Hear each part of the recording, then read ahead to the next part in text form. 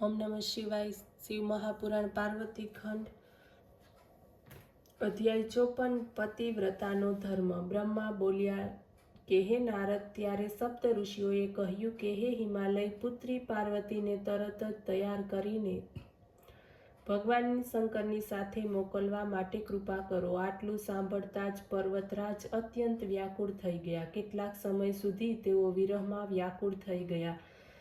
ત્યાર પછી મેનાને પાર્વતીને મોકલી આપવા કહ્યું। મેનાએ હર્ષ પણ થયો તેમ ઉદાસીનતા પણ થઈ। ત્યારે તે ઉત્સવના કાર્ય કરવા લાગી। પાર્વતીજીને સુંદર શૃંગાર કરવામાં આવ્યો। ત્યારે મેનાના કહેવાથી એક બ્રાહ્મણની પત્ની આવીને પાર્વતીજીને પતિવ્રતા ધર્મની શિક્ષા આપવા લાગી।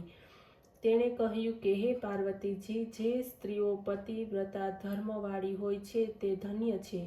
તે સમસ્ત પાપીનો નાશ કરી પોતાના કુળને તે તારનારી હોય છે। જે કોઈ પણ સ્ત્રી પોતાના પતિને સાક્ષાત ઈશ્વર માની તેની સેવા કરે છે તેને આ લોકમાં આનંદની પ્રાપ્તિ થાય છે, અંતમાં સદગતિ થાય છે। હે પાર્વતી, પતિવ્રતા સ્ત્રી પતિના ભોજન કર્યા પછી ભોજન કરે છે, પતિના સૂતા પછી સૂવે છે, ક્રોધ કે પ્રસન્નતાના સમયે પણ પતિનું નામ ક્યારેય ન ઉચ્ચારે। ક્યારેક ક્રોધમાં આવીને પતિ મારી દે તો પણ તેને સહન કરે। ઉત્તરામાં મરો અથવા મારો તેવો શબ્દ ન ઉચ્ચારે। એટલું જ કહે છે કે હે સ્વામી, મારો અપરાધ ક્ષમા કરો। આ જ પ્રમાણે કહે। પતિ બોલાવે ત્યારે બધા જ કામોને છોડીને પતિની પાસે તે ચાલી જાય।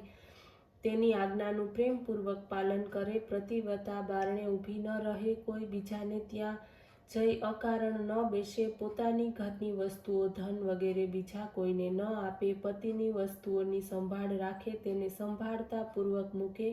પોતાના કામકાજમાં પણ તે ચતુર હોય। પતિની આજ્ઞાનું પાલન કરવું તે પતિવ્રતાનો મુખ્ય ધર્મ છે। પતિની આજ્ઞા વિના તીર્થયાત્રા, ખેલ કે નાટક વગેરે જોવા ન જાય। તીર્થ સ્નાનની ઈચ્છા હોય તો પતિના પગને ધોઈને પીવાથી તીર્થ સ્નાનનું ફળ મળે છે।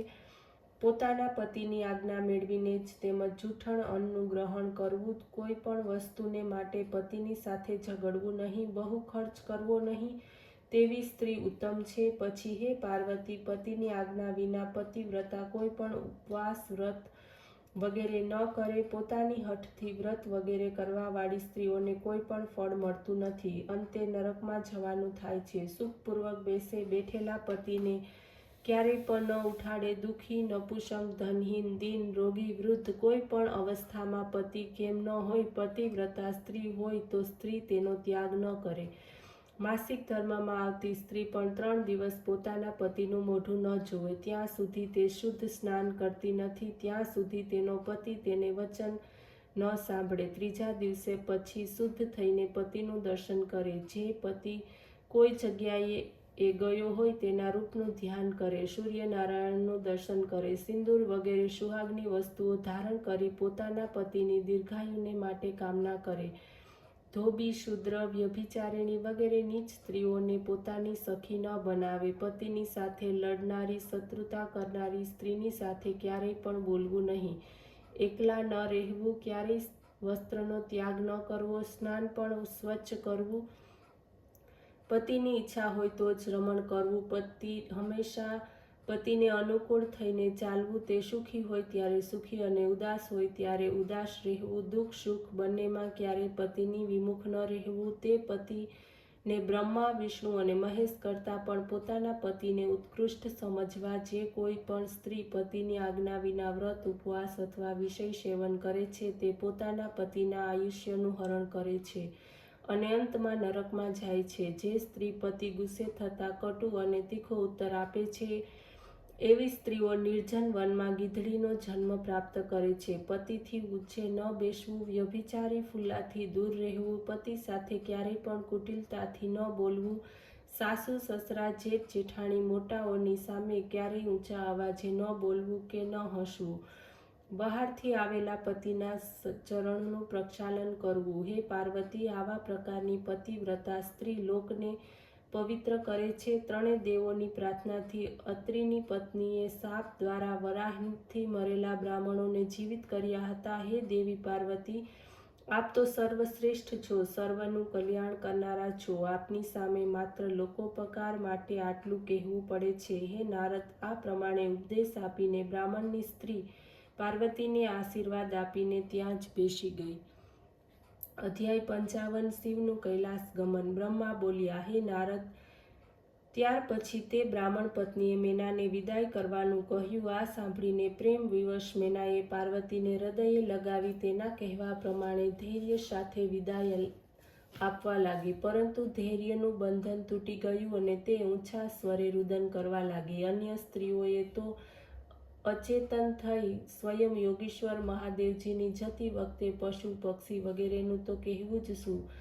તે સમયે પર્વતરાજ હિમાલય પોતાના પુત્રો, મંત્રીઓ, બ્રાહ્મણોની સાથે ત્યાં આવ્યા. મોહને કારણે પોતાની પુત્રીને હૃદયે લગાવી રડવા લાગ્યા. ત્યાર પછી તત્વદર્શી પુરોહિતોએ એમને આધ્યાત્મ જ્ઞાન આપ્યું અને સમજાવ્યા, જેથી કેટલાક સમય તેઓ શાંત રહ્યા. પાર્વતીએ ભક્તિપૂર્વક માતા પિતા અને ગુરુજનોને પ્રણામ કર્યા. લોકરીતિ પ્રમાણે તે અચાનક જ રડવા લાગી. પાર્વતીના રુદનને સાંભળીને અન્ય સ્ત્રીઓ પણ રડવા લાગી. ત્યાર બ્રાહ્મણોએ તેમને ધૈર્ય આપી ત્યાગ સમયના શુભ લગ્નને બતાવવા તેમણે કહ્યું, આ સમયે રડવું સારું નહીં અને આપને સુખ પ્રાપ્ત થાય. હિમાલયે મેનાને પણ આ સમયે ધીરજ બંધાવી પાર્વતીને માટે પાલખી મંગાવી.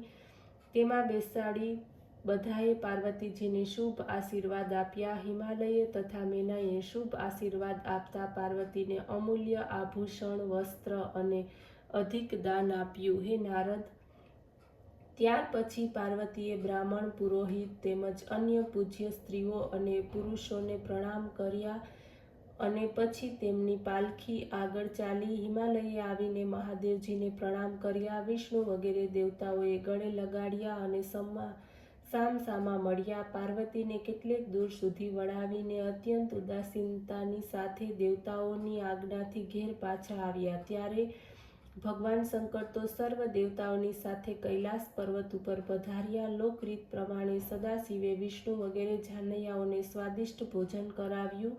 પછી સર્વ જાનૈયાઓ શિવની આજ્ઞાને પ્રાપ્ત કરી પોતપોતાના લોકમાં ચાલ્યા ગયા. હે નારદ, ભગવાન શંકરના શુભ વિવાહનું આ વિધિપૂર્વક વર્ણન છે.